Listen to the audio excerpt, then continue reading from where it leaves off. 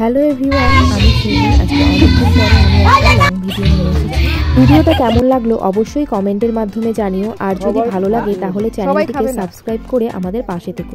তাহলে চলো আজকের ভিডিওটা শুরু করা যাক। দিনটা ছিল 31 ডিসেম্বর। পাড়ার কয়েকজন মিলে ঠিক করেছিল পিকনিক করা হবে। প্রথমে ঠিক করা হয়েছিল পিকনিক দুপুরবেলাতেই হবে, কিন্তু শেষে সবাই মিলে সিদ্ধান্ত নিল যে না, রাতেই পিকনিক হবে।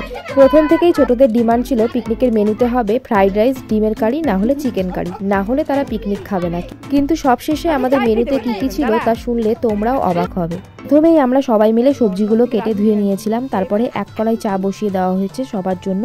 চায়ের সাথে ছিল গরম সিঙ্গারা, চানাচুর ও পেঁয়াজি দিয়ে মুড়ি মাখা এক বালতি, যেটা আমি মেখেছিলাম। চা খাওয়ার পর দেখতেই পেলে আমাদের শেফ কিন্তু রান্না বসিয়ে দিয়েছে। এই শেফকে আমরা লন্ডন থেকে ভাড়া করে নিয়ে এসেছি। আর হ্যাঁ, আমাদের পিকনিকের মেনু কি ছিল সেটাই তো তোমাদের বলা হলো না। আমাদের পিকনিকের মেনু ছিল ডিমের ঝোল, বাঁধাকপির ঘন্ট, পাঁপড় ভাজা, শুটকি ভর্তা আর বেগুন পোড়া। এই ছিল আমাদের পিকনিকের মেনু, আর তার জন্যই এত আয়োজন। রান্নার সব জোগাড় আমরা সবাই মিলে করে দিলেও পুরো রান্নাটা মৌটুসি একা হাতেই করেছে। এদিকে আমাদের বাঁধাকপির ঘন্টটা হয়ে যাওয়ার পরে ডিম ভাজা হচ্ছিল, কারণ ডিমের ঝোল করা হবে। একটা উনুনেই সব রান্না হয়েছে, তাই অনেকটাই সময় লেগেছিল। ডিমের ঝোল রান্না করার সাথে সাথে বেগুনও পোড়া দেওয়া হয়েছিল উনুনের ভিতরে।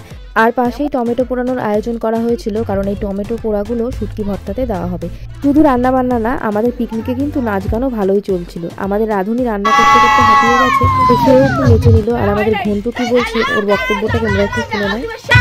আমরা এখানে এসেছি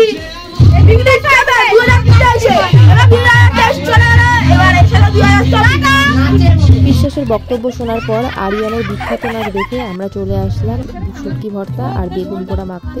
আমাদের রান্না প্রায় কমপ্লিট, আর এদিকে বেগুন পোড়া মাখা হচ্ছিল, যেটা আমাদের পিকনিকের স্পেশাল আইটেম। আমাদের পিকনিকে কেমন করে বেগুন পোড়া ভাগ করা হচ্ছিল তা দেখলে হয়তো তোমাদের সকলেরই হাসি পাবে। ডিম আলু যেদিকে যায় যাক, বেগুন পোড়ার ভাগ সবার সমান সমান হওয়া চাই, 1 ইঞ্চিও এদিক থেকে ওদিক যাতে না হয়। তাহলে চলো তোমরা পুরো ভিডিওটা দেখতে থাকো।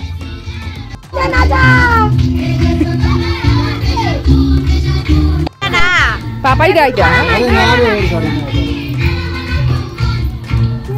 আগছে আমরা আগে বলতে আমি পালা তো টানতাম।